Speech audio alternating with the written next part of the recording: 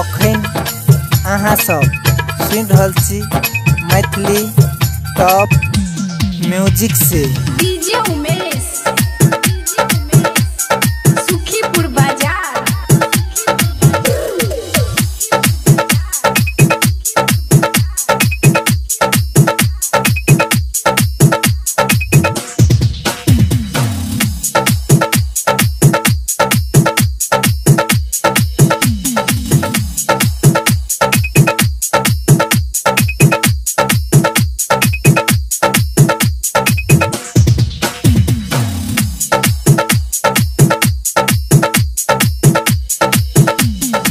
अखन अहाँ सब सुन रहल छी DJ Maithili Umesh top music से सुखीपुर बाजार।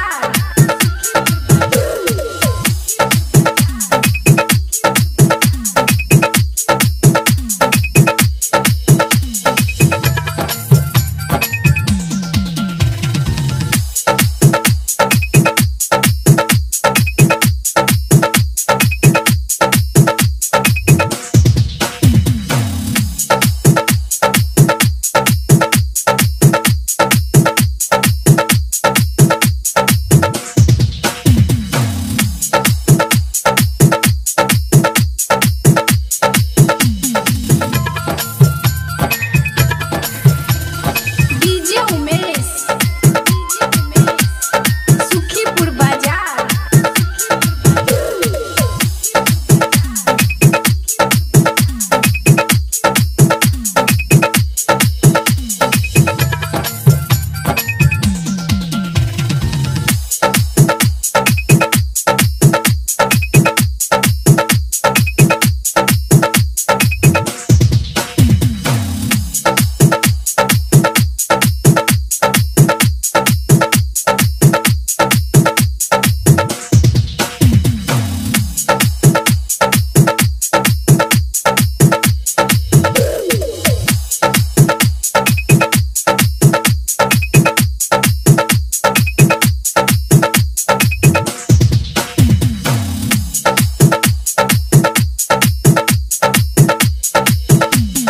केना सब कऽ लेबै।